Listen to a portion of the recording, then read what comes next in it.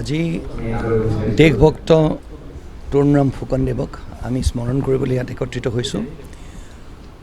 আজি এই পবিত্ৰ দিনটোত অসমবাসী হিচাপে আমি বিশ্বৰ দৰবাৰত আমি গৌৰৱ কৰিছোঁ যে এনে এজন পুৰুষ আমাৰ অসমখনক নেতৃত্ব দিছিলে এসময়ত। আমি সকলোৱে জানো 22 ফেব্ৰুৱাৰী 1877 তেওঁ জন্ম হৈছিল আৰু কেনেধৰণে তেওঁ কটন কলেজিয়েটত পঢ়ি তাৰপিছত প্ৰেচিডেঞ্চি কলেজলৈ গৈছিলে, তাৰপিছত ইংলেণ্ডলৈ গৈ পেলাই তেওঁ কেনেধৰণে বেৰিষ্ট্ৰী পাছ কৰি সুন্দৰকৈ ওকালতি কৰাৰ পিছত এটা সুন্দৰ প্ৰেক্টিছ তেওঁৰ চলি আছিলে। কিন্তু মহাত্মা গান্ধীৰ এটি বাক্য শুনি তেওঁ সৰ্বোচ্চ ত্যাগ দি ভাৰতবৰ্ষৰ আমাৰ স্বাধীনতা আন্দোলনক নিজকে লিপ্ত কৰিছিলে। তেওঁৰ যি অৱদান আমাৰ অসমবাসীৰ বাবে বা সমগ্ৰ দেশখনৰ বাবে আজি আমি ইয়াত অনুকৰণ কৰাৰ লগে লগে প্ৰকৃত এজন ভাৰতবৰ্ষৰ নাগৰিক হিচাপে আমি তেওঁৰ যি ত্যাগ, তেওঁৰ যি অনুৰাগ, তেওঁৰ যি আৱেগ, তেওঁৰ যি অনুভূতি, সেই প্ৰকৃততে সেইষাৰ কথা আমি হৃদয়ংগম কৰিব পাৰিছোঁনে নাই।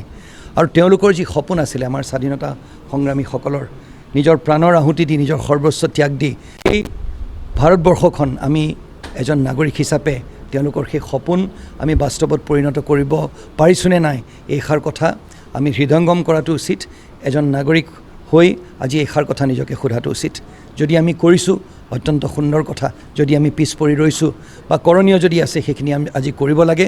আৰু সেইখিনি কাম কৰিলে মই ভাবোঁ যে প্ৰকৃতৰূপে আজি তেওঁক আমি শ্ৰদ্ধাঞ্জলি জনোৱা হ'ব। অনুষ্ঠানটিৰ মই উত্তৰ কামনা কৰিছোঁ। আয়োজকসকলক বিশেষভাৱে ধন্যবাদ জনাইছোঁ। আজি দেশভক্ত তৰুণৰাম ফুকনদেৱক আমি স্মৰণ কৰিবলৈ ইয়াত একত্ৰিত হৈছোঁ। আজি এই পবিত্ৰ দিনটোত অসমবাসী হিচাপে আমি বিশ্বৰ দৰবাৰত আমি গৌৰৱ কৰিছোঁ যে এনে এজন পুৰুষ আমাৰ অসমখনক নেতৃত্ব দিছিলে এসময়ত।